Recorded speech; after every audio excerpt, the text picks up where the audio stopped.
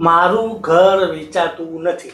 હવે મારે મારું ઘર વેચવું હોય તો શું કરવાનું? આવા બે સવાલો મને મારા સબસ્ક્રાઇબર મિત્રો દ્વારા કરવામાં આવેલા છે. તો આમ તો આ કોઈ કાયદાકીય સવાલ નથી, પણ ઘણા લોકોને પ્રશ્ન હોય છે કે મકાન વેચાતું નથી, એની કિંમત આવતી નથી, તો શું કરવું જોઈએ? તો આ સવાલો શું છે? એક તો હું તમને કીધું, સાહેબ હું ભરૂચ પાસે ગામ છે ત્યાંથી આપની સાથે વાત કરું છું. 2010-11માં મને સરદાર આવાસમાં એક રૂમ મળી હતી. ત્યાં મેં સ્વખર્ચે 2 રૂમ, રસોડું, ગેલેરી સાથે કમ્પ્લીટ મકાન બનાવ્યું છે.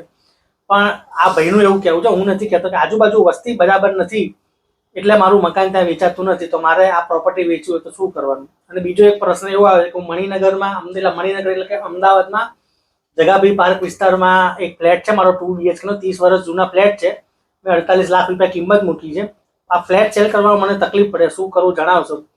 કારણ કે કિંમત આવતી નથી, એવું આમનો સવાલ છે.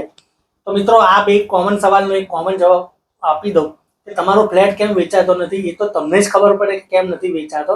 સૌથી પહેલી વાત એ છે કે તમારા ફ્લેટમાં લોકેશન કેવું છે એ જોવાનું. બીજી વસ્તુ એ છે કે તમારા ફ્લેટમાં આજુબાજુ કોઈ એમ્યુનિટીઝ કેવી છે, કે આજુબાજુ કોઈ એવી જગ્યા એવી છે કે જે લોકોને રહેવા લાયક ના લાગતી હોય, એટલે લોકોને રહેવાનું મજા ના આવે એવી કોઈ વસ્તુ છે કે નહીં એ પહેલાં ચેક કરી લેવું પડે. ત્રીજી વસ્તુ, તમારું મકાન કેટલા વર્ષ જૂનું છે અને એનું કહેવાય ને કે ક્વોલિટી કેવી છે એ પણ જોવું પડે. એટલે મકાન નથી વેચાતું, અને જો તમારે બીજું કે તમારો કોઈ લીગલ ડિસ્પ્યુટ છે કે નહીં એ પણ એક વસ્તુ ખાસ ધ્યાનમાં લેવાની રહે છે. તો આ 3-4 પરિબળો છે એ મકાન વેચો ને ત્યારે ખાસ યાદ રાખવાનું. એક તો આજુબાજુની લોકેશન કેવું છે, બીજું મકાનની ક્વોલિટી કેવી છે, ત્રીજું કોઈ લીગલ ડિસ્પ્યુટ છે કે નહીં, અને ચોથું કે એમાં કહેવાય ને કોઈ જાતના લોકોને ના ગમે એવા કોઈ પરિબળો છે કે નહીં, એ ખાસ વસ્તુ તમારે જોવી પડે. તમારું મકાન ના વેચાતું હોય તો સૌથી પહેલાં તમારે તમારા જે જાણીતા લોકો હોય એનો સંપર્ક કરવો જોઈએ કે ભાઈ અમારું મકાન વેચવાનું છે, તો તમારે મદદ કરશો. બીજું કે તમારું મકાન તમે ધારો કે રહેતા હો તો તમે ત્યાં બોર્ડ પણ મારી શકો છો કે મારે આ મકાન વેચવાનું છે, તો આ નંબર ઉપર સંપર્ક કરો.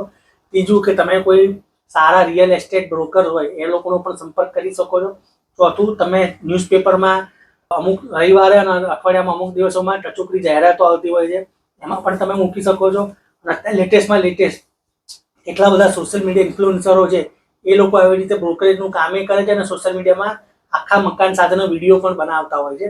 એમ લોકોનો સંપર્ક કરશો તો તમારું મકાન કે તમારી મિલકત વેચવાની છે એના મેક્સિમમ તમને રીચ મળશે અને તમે તમારું મકાન વેચાય એની શક્યતાઓ વધી જાય છે. તો મિત્રો, આ ઉપાય છે, તો તમારા ઉપાય તમને આ બધા માટે લાગુ પડે છે, એક જણ માટે લાગુ નથી પડતો.